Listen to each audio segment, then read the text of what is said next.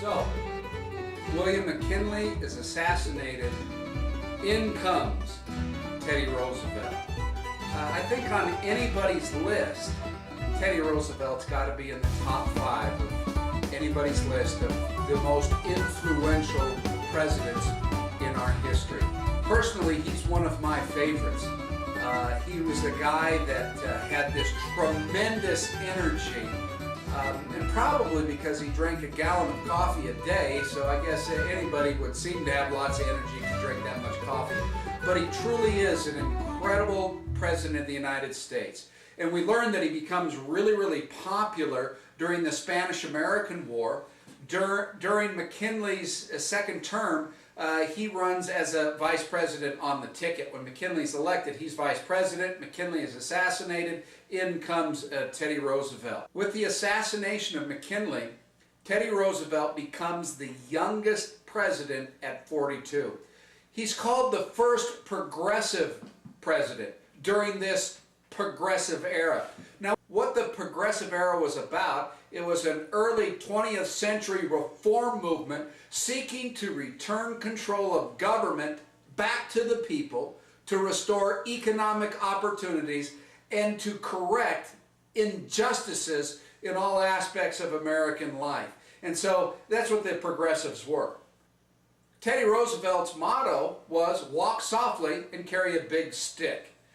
Teddy Roosevelt, what I really, really like about Teddy Roosevelt, that even though he was a Republican, the Republicans accused him of acting like a Democrat, but he really did not care that much for party politics. He believed that a president should fight for the people and not for the political party.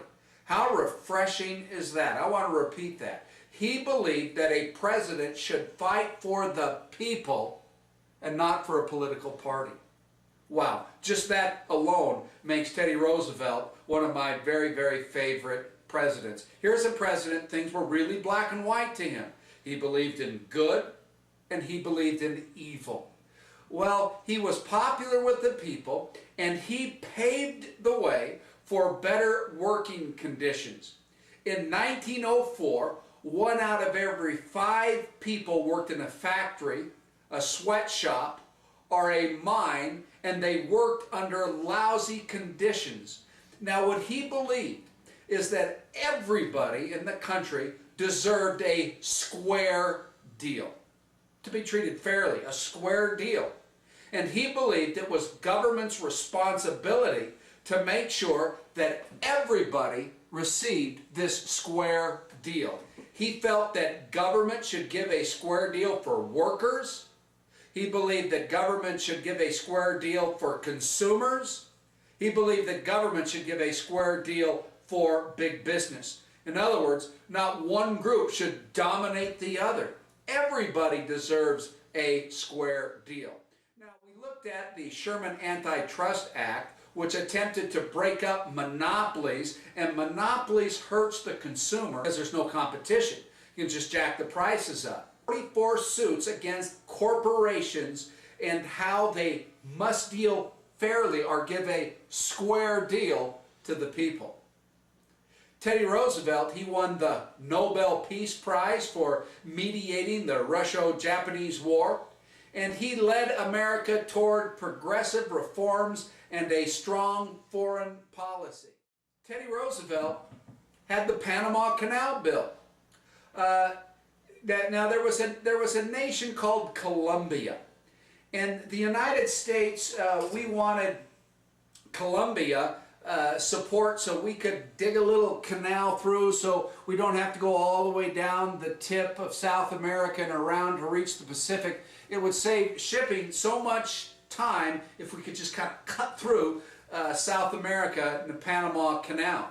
Well, Colombia did not want to sell land to the United States for the building of this canal. So Teddy Roosevelt, well, they're not going to sell it to us. Well, what are we going to do? Well, there was a group of people in Colombia that was rebelling or revolting against Colombia, and so the United States supports these people, and from this revolt, they defeat the soldiers of Colombia, and a brand new nation emerges they were backed by the United States of America, Panama. And so Panama now, since we helped them with their conflict with Colombia, they allow the United States to dig the Panama Canal. So Panama, the Panamanian government grants the United States a 10-mile wide strip of land called the Canal Zone.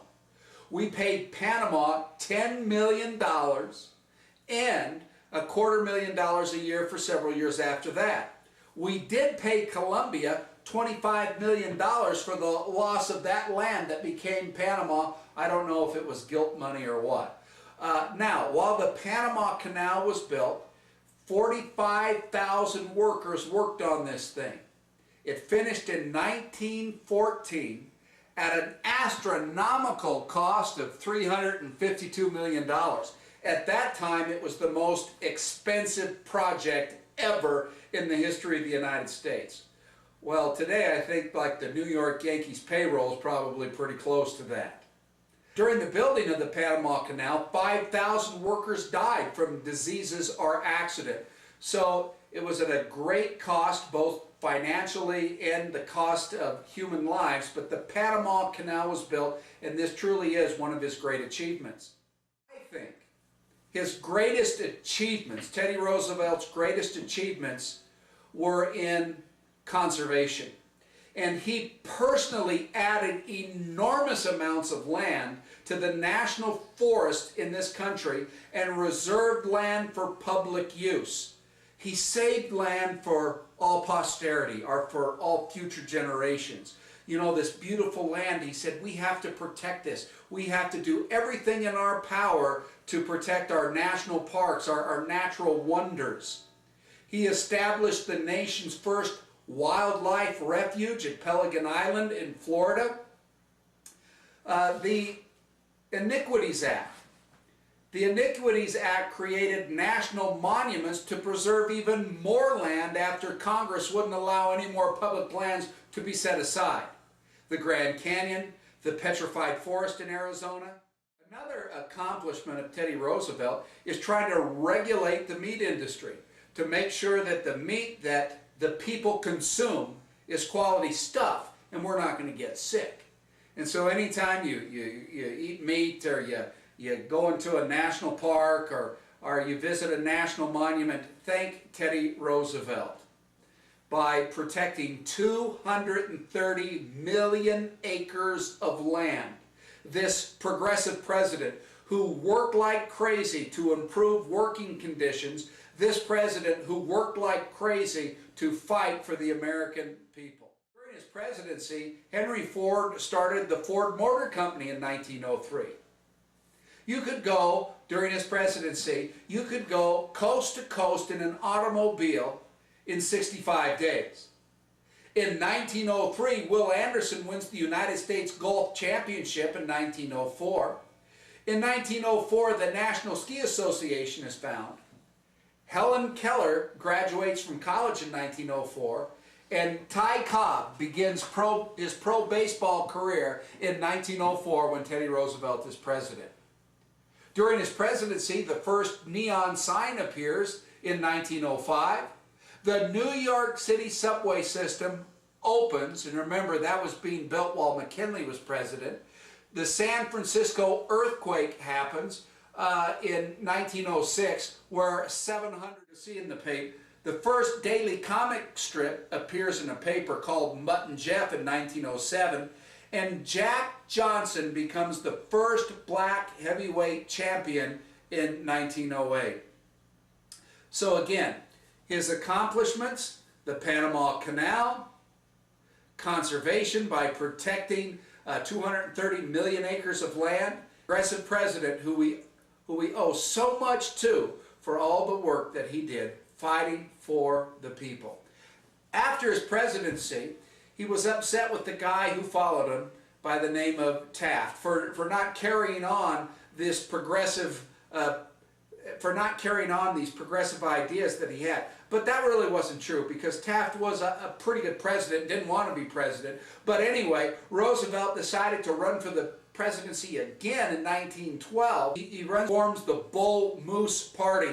Now what this does, because remember, he was a Republican, Taft was a Republican. He now forms a new political party called the Bull Moose Party, takes votes away from Taft.